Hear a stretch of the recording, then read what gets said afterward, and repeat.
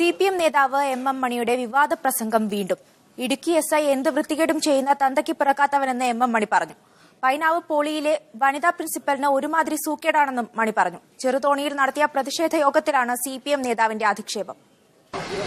എന്ത് വൃത്തികേടും ചെയ്യുന്ന ഒരുമാതിരി തന്തയ്ക്ക് പിറക്കാത്ത പണി ചെയ്യുന്നവനാണ്. അത് തന്നെ അധികാരമുണ്ട്, ചെണ്ടിത്തരം കാണിക്കുക. അതിന് പറ്റുന്ന കുറെ വായി നോക്കി പോലീസുകാരുണ്ട്. ഇതൊക്കെ അവനെ നിൽക്കുന്ന കണ്ടില്ലേ? ഡൽഹിയിലെ ജവഹർലാൽ നെഹ്റു യൂണിവേഴ്സിറ്റിയിലെ സംഭവങ്ങളുമായി ബന്ധപ്പെട്ട് രാജ്യത്താകെ പ്രതിഷേധം നടന്നിട്ടുണ്ട്. അവിടെ പോളിടെക്നിക്കിലെ ഞങ്ങളുടെ യൂണിറ്റാണ് പ്രവർത്തിക്കുന്നത്. അവിടെ ചെന്ന് കാണും. അവിടെ എന്ത് കസേര വാതിലടച്ചിട്ടുണ്ട്. അവിടുത്തെ പ്രിൻസിപ്പളിന്റെ വേറെ ഇടപാടായിരുന്നു. അവിടെ അവർക്കൊരുമാതിരി സൂക്കേടാ.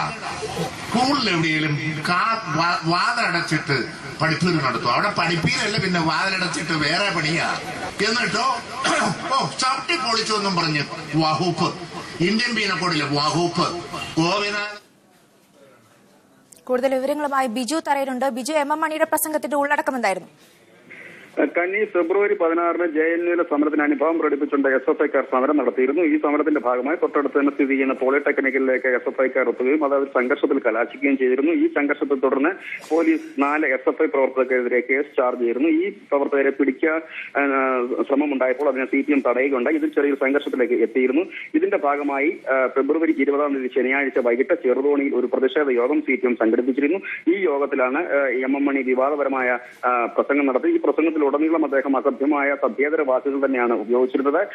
ഇതിനെതിരെ പോലീസ് കേസ് രജിസ്റ്റർ ചെയ്തിട്ടുണ്ട്.